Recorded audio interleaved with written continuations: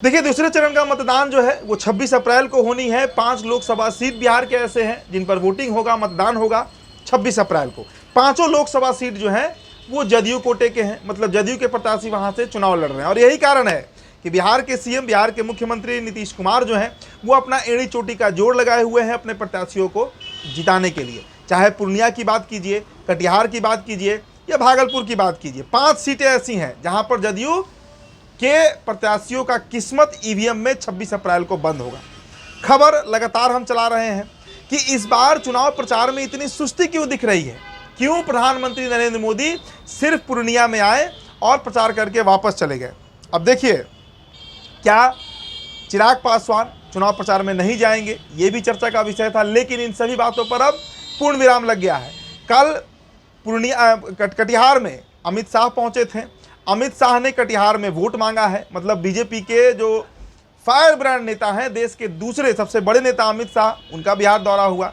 नरेंद्र मोदी भी बिहार आने वाले हैं और इन सब के बीच चिराग पासवान की एंट्री भी अब हो गई है। मतलब चिराग पासवान अब नीतीश कुमार के प्रत्याशियों को जिताने के लिए वोट मांगने जाने वाले हैं। जो शेड्यूल तय किया गया है, देखिए, चिराग पासवान आज दोपहर के 12:05 पूर्णिया जाएंगे और पूर्णिया कि दुर्गा मंदिर के मैदान में वो प्रचार करेंगे। हालांकि ये जो इलाका है वो कटिहार का है, लेकिन लोकसभा पूर्णिया पड़ता है। तो पूर्णिया में आज पप्पू यादव के खिलाफ वोट मांगने चिराग पासवान पहुंचेंगे संतोष कुशवाहा के पक्ष में। दूसरा जो लोकसभा है जहां चिराग पहुंचेंगे वो कटिहार होगा, वो 1:30 बजे पहुंचेंगे वहां पर जो मनिहारी विधानसभा है उस इलाके में आज चिराग पासवान का दौरा है। बड़ा सभा को संबोधित करेंगे और कटिहार में दुलाल चंद्र गोस्वामी जो सिटिंग एमपी हैं, जिन्हें फिर से टिकट दिया गया, उनके पक्ष में चिराग पासवान वोट मांगे। तीसरा लोकसभा जो है जहां पर आज चिराग का दौरा है 2:50 पे, यानी 3 बजे के आसपास, वो भागलपुर है। देखिए, भागलपुर में अजीत शर्मा चुनाव लड़ रहे हैं और भागलपुर से अजय मंडल सांसद हैं।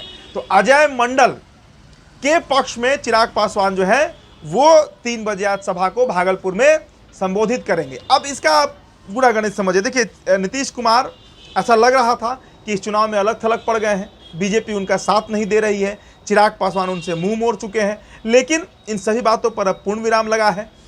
कल ही देश के गृह मंत्री अमित शाह, भाजपा के बड़े नेता, कटिहार पहुंचे।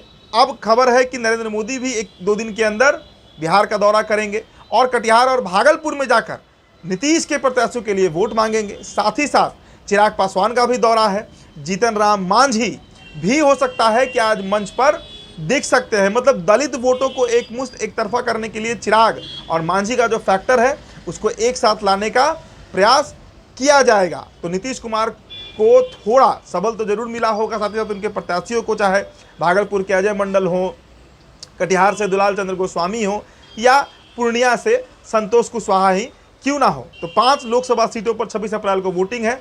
धुआंधार प्रचार चल रहा है, रोज सभा पर सभा हो रहा है। रोज तेजस्वी यादव, मुकेश सहनी जो है वो सीमांचल का दौरा कर रहे हैं, क्योंकि सीमांचल की सीटों पर वोटिंग है। तो एनडीए ने भी अब कमर कस लिया है।